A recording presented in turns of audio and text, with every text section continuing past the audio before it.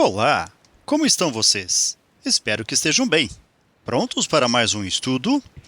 O levantamento do custo unitário de produção de um item da empresa revelou que sua distribuição é normal, com média 55 e desvio padrão 4. Se o preço de venda unitário desse produto é 60, qual a probabilidade de uma unidade desse item escolhida ao acaso ocasionar prejuízo à empresa? Muito bem, para que o prejuízo ocorra, a empresa deve vender um destes itens por um valor inferior ao que foi estabelecido. Ou seja, a probabilidade aqui será do preço ser menor do que o 60, que é o valor já definido. E nós temos algumas informações. Primeiro, que a distribuição é normal, ou seja, nós vamos nos servir aqui da curva de Gauss ou da curva em forma de sino para poder calcular a probabilidade. E com isso nós vamos ser levados a um modelo matemático que nos fará ou que nos propiciará padronizar este valor que foi informado. Este modelo diz que Z, que é o valor de x padronizado, é dado por x menos x barra sobre o desvio padrão. Nós temos já o valor de x, ou o limite do valor de x estabelecido, que é o 60. Temos uma média informada, que chamamos de x barra, e esta média é dada pelo número 55. Vamos colocar aqui, 55. E nós temos um desvio padrão, que representamos pela letra S. E o valor aqui é 4. Bem, fazendo a padronização, Z então vai ser igual a x, é dado pelo 60, menos x barra, que é o 55, dividido pelo desvio padrão, ou seja, o número 4. Quando realizamos as operações concernentes a esta variável Z, nós vamos ter 60 menos 55, que gerará o número 5, dividido pelo número 4, logo o valor de Z que vamos encontrar virá do quociente, ou seja, o resultado da divisão do 5 pelo 4, que é 1,25. Logo vamos escrever ali, na probabilidade, então, de que Z seja menor que 1,25. E agora nós vamos em busca da curva de Gauss para nos auxiliar aqui no cálculo. Estamos estabelecendo aqui um eixo Z, que é um eixo real. E sobre este eixo nós vamos ter a curva construída. Logo abaixo da curva, até o limite estabelecido aqui pela reta real Z, nós vamos ter então uma área, uma região. Vamos definir aqui que existe um eixo de simetria que passa pelo número 0.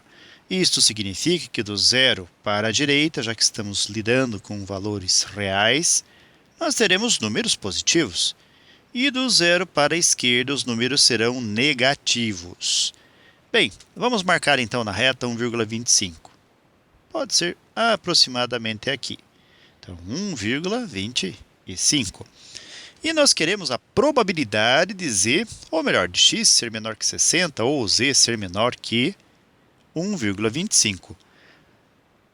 Nós vamos associar a probabilidade solicitada à área sobre a curva, a curva estabelecida.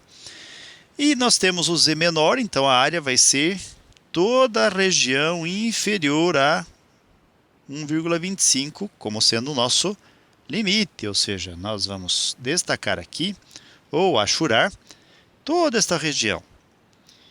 E vamos também buscar uma compreensão em relação a este cálculo de área. No seguinte sentido, se considerássemos toda a curva normal, a área sobre ela, abaixo dela, toda ela seria considerada 100% da área estabelecida, ou 1 inteiro. Como nós dividimos aqui ao meio pelo número 0, ou por um eixo de simetria que passa pelo 0, então nós vamos ter à esquerda do 0 uma área que é 50% da área original. E a direita também 50%, ou 0,5 para cada lado. Nesse contexto, então, se nós formos verificar o desenho que fizemos, nós vamos perceber que 50% da curva já está considerado, que é do zero para a esquerda. Então vejam que nós já temos 50% da área já estabelecido. Porém, nós temos ainda uma área à direita, que vai do zero até 1,25, e que precisamos ou calcular ou buscar meios de determiná-lo. Vejam bem, existe uma ferramenta matemática que nos propicia calcular a área do zero até 1,25 para regiões abaixo de uma certa curva até o limite de uma reta real estabelecida. Porém, não vamos nos servir desta ferramenta. Nós temos já, para a padronização normal, o cálculo dessas áreas estabelecidos, ou já realizados, ou, simplificando, tabelados. E a tabela é justamente essa que está aparecendo para você agora aí, é a tabela Z. Nessa tabela, nós vamos considerar o 1,25 para exploração. E, como já foi dito, a tabela funciona assim. Se nós tivermos do zero até um certo número dado, no nosso caso, nós temos 1,25. Aqui onde estou pintando é uma área que já é conhecida aqui na tabela. Então, o valor que nós vamos retirar daqui, de algum ponto, de algum lugar, é o valor desta área, do zero até o número dado, ou seja, no nosso caso, do zero até 1,25. E vamos melhorar a escrita do 1,25 para podermos consultar na tabela. Vamos escrever 1,2 e 0,25. Ou melhor, 0,05. Quando realizarmos a soma desses dois valores, nós vamos ter 1,25.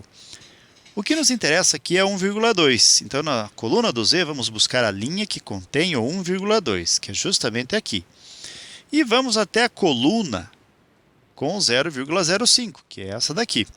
Então, no entrelaçamento da coluna do 0,05 com a linha do 1,2, nós vamos ter um certo valor.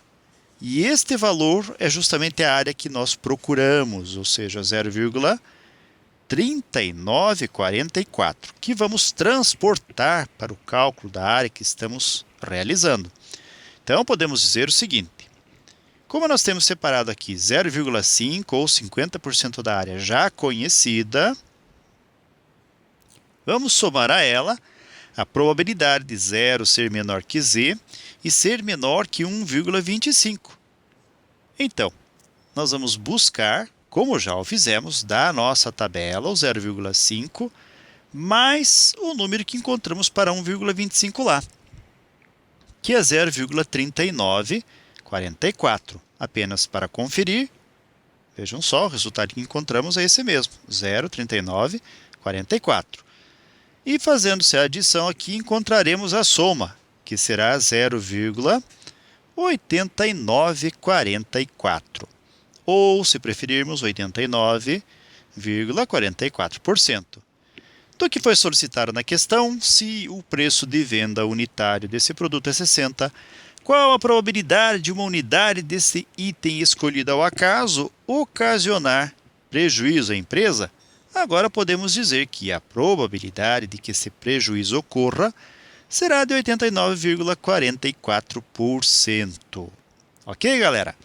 Então, com esse resultado, nós chegamos ao final de mais um breve estudo. Desejo para vocês tudo de bom, muito sucesso em sua caminhada, que vocês sejam muito felizes.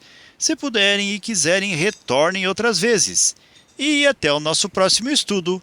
Até mais e tchau!